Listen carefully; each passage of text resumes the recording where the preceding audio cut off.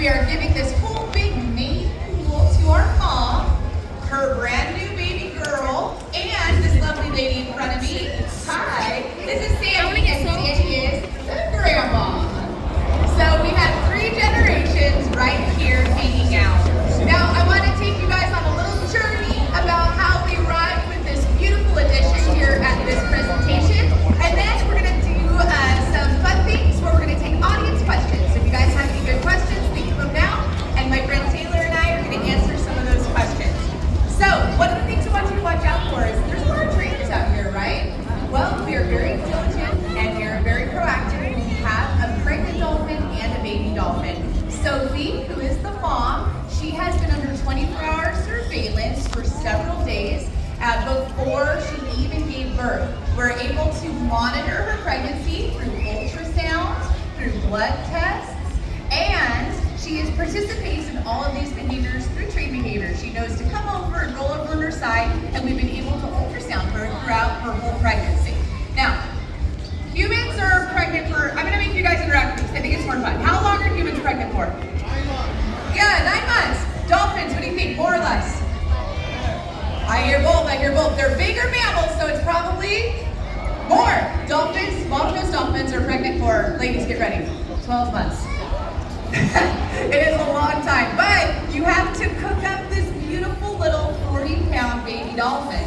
So Sophie here has been monitored for over the past 12 months, and we've been monitoring through ultrasound.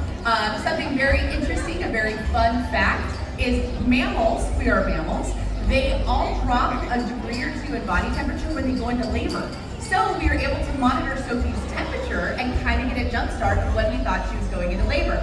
Sophie went into labor on Sunday morning. And in humans, we think, okay, I know what a birth looks like. Head first, baby comes out. Guess what? Dolphins are all backwards. The dolphin comes out, tail flukes first. And you think that's weird, but when you really think about it, it makes total sense. So, you know how humans are in the fetal position and they're all balled up like this? Well, dolphins are in their mom's tummy, but they're kind of sideways, like I imagine a cute little dolphin croissant, okay? A little sideways croissant.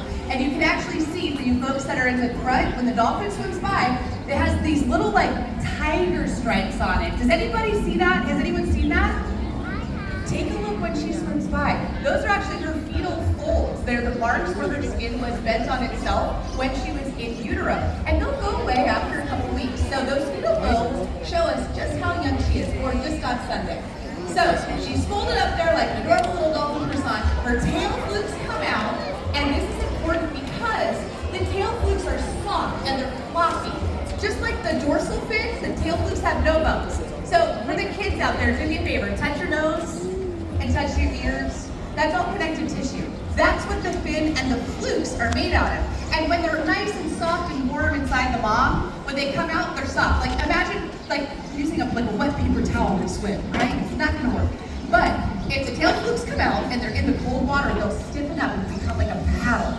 Now, the dolphin's tail flukes are hanging out during this birthing process. They're getting firm, they're getting stiff. Sophie does a big push, the baby comes out, the baby, it knows just to go. Baby dolphins know, I know I need to swim to the surface to take my first breath of air because I'm a mammal. So the baby dolphin swims with their tail flukes, and guess what? Baby dolphins, get ready for this, moms, don't know how to stop. Stopping is a skill that they have to learn. So imagine a wind-up toy that just goes, and that's how baby dolphins are for the first several days of their life. So everybody take a deep breath, take a moment, congratulate Sophie, because she hasn't stopped swimming for several days. What a good mom she is. And Grandma's been helping. Having a trusted, known dolphin in the pool with her has been an advantage. It's something very natural. We tend to call it an anti-dolphin because it doesn't have to be a dolphin that's related. It's just a female that usually is experienced being a mom. So sometimes you can see the baby swimming with Sandy and giving Sophie a little break. Now we talked about dolphins being mammals, and that we talked about how they have to come up for air and they have to, that's so cute. Anyone see that? Woo, that was very cute. Oh my goodness. Now you can see those fetal folds and the baby comes out like that. So we talked about the dolphins being a mammal. They give live birth. We talked about that. They come up and breathe air. Another thing about being a mammal is that they're warm-blooded. But here are some 2 cool have to drink milk. And here's something so neat. Dolphin babies drink milk while moving underwater from their moms. The mom will swim and she'll glide. She'll roll over. On her tummy is a genital slit and then 2 mammary slits. It's like kind of like imagine a division sign, 1 big line and 2 small lines. And that allows the babies to look for the mammary slit, and as they're moving and swimming, they're going to put their little rostrum or their face into that slit and get the milk. That's how babies eat, but the adults are gonna eat fish. So Sandy here is gonna take a little grandma break with me, and she is going to eat some fish. And you've probably seen dolphin shows before. They come, they sit, sometimes they do something cute like this. Right? But Sophie, she has that baby that hasn't learned how to stop yet. So take a look at my friend Lauren here. She is feeding Sophie what we call on the fly, which means on the move. Sophie knows her job is to steer that baby, and the baby hasn't quite learned how to stop yet. So she hasn't really slept properly in several days, and she can't even stop to eat. She has to eat on the fly. Being a mom is very hard. Yes, it is. Now, while Sandy is here with me, I thought you guys would love to say hi. Would you like to say hello to a 47 years young, 6-time mom and new grandma? Well, then do me a favor and wave hello to Sandra. All right, what a good girl she is. Now, let's go back to Sophie and her baby. Now, you're thinking to yourself, how do they drink underwater? Well, they put their rostrum or their snout in that mammary slit and they get the milk out. Here's a cool fact. You guys know how cats use their whiskers to feel around? Well, we were talking about mammals, and there's 5 mammal characteristics, and I left one out. Warm-blooded, give by birth, breathe air, nurse their young, and have hair. Has anybody seen a hairy dolphin? No. But when baby dolphins are born, they have hairs or little whiskers on their snout and their hair follicles there to grow those whiskers, and they help the baby feel the mom's belly, find the slit, and get the milk. They roll their tongue up like a little straw and drink underwater. How awesome is that? Pretty cool, right? Now, they are going to nurse just for a couple seconds at a time, so they have to do it on the move, right? But that means that the milk has to be really efficient. Living in water, you lose body heat a lot faster than you do in air, right? You get cold in the pool more than you get cold outside. So dolphin milk fat is very fat. So if I go to the grocery store and I buy low fat, what percent is it? Help me out. What percent is low fat milk? The cows. 2. What if I'm feeling like I really want something decadent and I get whole milk? What is it? 4. Any guesses on what dolphin milk can be up to? 17. Higher than 8. Higher than 20. I heard it. Dolphin milk is up to 30% milk fat. And that's because they have to put on all this weight and get nice and warm to keep their body temperature up. Dolphins' body temperature is very close to us, only 0.2 degrees away. Our normal body temperature is 98.6. Their normal body temperature is 98.4. It's very close, right? Right. Yes. And that is why they have to eat this fat milk to stay warm, because they don't have hair like an otter or water-resistant feathers like a penguin. Is all the blubber layer. Sandy, show them some blubber. There we go. Good girl. All right, you guys, so that's a little bit about how the dolphins are born. That's a little bit about Sandy and Sophie and their family history. And as you can probably tell, I can chat forever, but I want to get your questions, okay? So let's move this to question answer. I have my friend Taylor at the glass. She's waving to you on your right-hand side. If you have a question, please raise your hand. She's going to direct it to me, and the whole audience gets to learn what's been floating around in your brain. Pregnant by herself, or did we help out?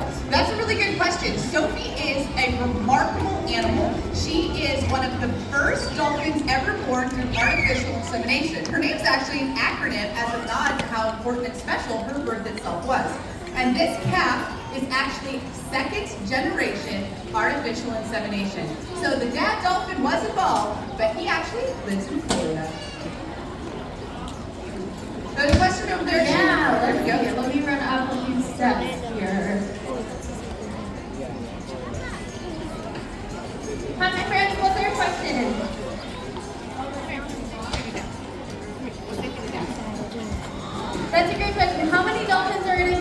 the dolphins, Cindy? Oh my gosh, that's a great question. It's kind of like saying, how many people live in a family?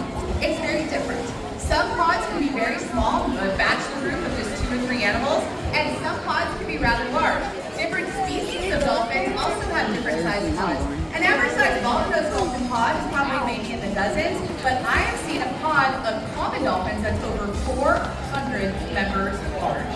So it all depends on the species, the space of the ocean, and just the social dynamics, how many males and females. Now, before we take our next question, a lot of you folks are leaving, and that is totally fine, and we're going to blast seeing the baby dolphin. For those of you that want to stay for questions, please do, but I want to let you folks know, on your app, on your phone, on the map, there are things called dolphin connections. They're over at Dolphin Point. There are dolphin connections at 1:30 today, and I believe 4:15. And those are presentations with the dolphins in that area where the trainers are going to talk to you about some of the non-pregnant dolphins. Maybe you'll see some jumps or some splashes and some other fun dolphin behavior.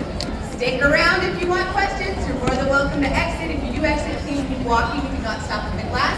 But Taylor, I know there's a couple more people that have some questions, so let's do it.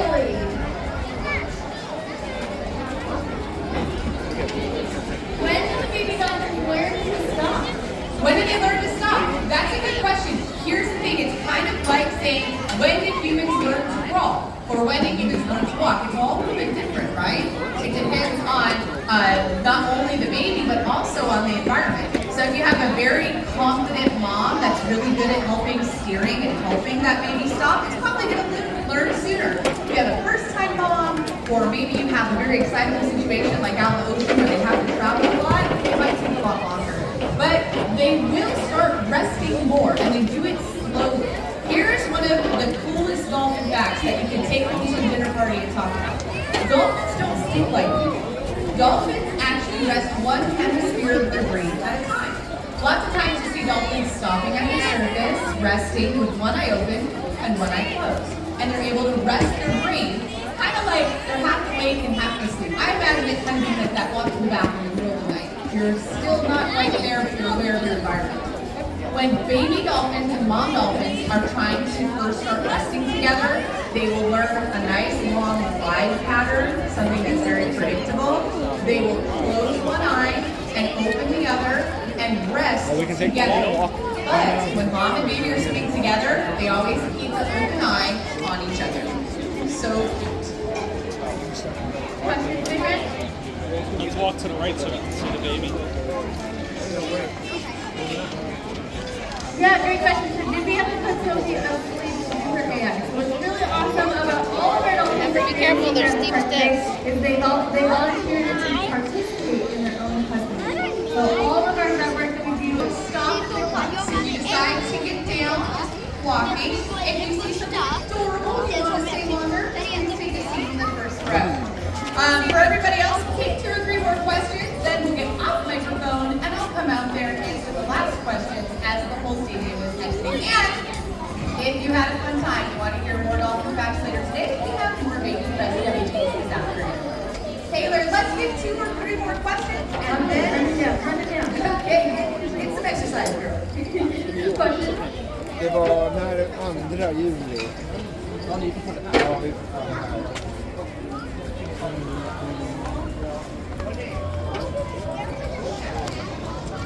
When do the dolphin babies start playing? Oh my gosh, I keep saying the same things, but it's also different for every dolphin. And it really depends a lot on the baby. Just like human babies will start walking or talking at different levels, the little dolphin babies will too. It often depends on how independent they are, so it can be their own personality, but again, it often depends on the mom. If you have a really dominant mom that's kind of a boss and she's really confident moving around, she might have the baby come over and interact with trainers and play a lot earlier than a dolphin whose mom is a little bit more shy or reserved. So I'd say probably within a few months, the baby dolphin shows a lot of interest in the trainers, and we usually start by interacting with them with some toys. And honestly, one of the very first things that we find baby dolphins really like to play with is ice cubes. Isn't that fun? We'll toss some ice cubes in, and they will mount them and play them, and I think the baby dolphins learn, that trainer has some cool, interesting things. I'm going to go and take them. walking. If you would like to stop, please go sit down again. The only reason why I'm asking that is because we're trying to have Sophie, Sandy, and the baby have these nice long loops that encourage nursing and relaxing and those sleep patterns. And you guys being right up against the glass could be a little bit distracting. And we're just trying to let mom and baby have the most peaceful first week ever. Let's do one more, Taylor, and then I'm going to come out to the audience myself and chat with these lovely folks that stay. You guys, if I don't get to your hand, I promise Tiffany and I will still be out here to answer your questions. Yeah, I'm going to come out there. Don't you worry, guys. What's our last question on microphone? All right, my friend. What's your question? Good question. Is the baby dolphin born in the water or out of the water? Why don't you answer that one, Taylor? Yeah, so because our dolphins always live in the water, but they breathe air, right? So she was born in the water, but that's really important for baby and for mom to immediately go to the surface to be able to take that big breath and that first breath of air. And mom's gonna then continue to help baby swim around, right? She's gonna continuously move and then keep coming up for that breath of air. Great question. That was an amazing question. Now, you know what? Taylor and I are going to come out and answer the last few questions for you guys in person. But I'm so excited that you guys came. I just want to remind everybody that the Dolphin Show has been going here at SeaWorld for a long time. Baby presentations in my 25-year career here at SeaWorld only are a handful, few and far between. I hope you feel as lucky and excited and special as I do for being part of this presentation where you get to see baby dolphin up close and personal. Thank you for support. Just being here today shows your love for animals.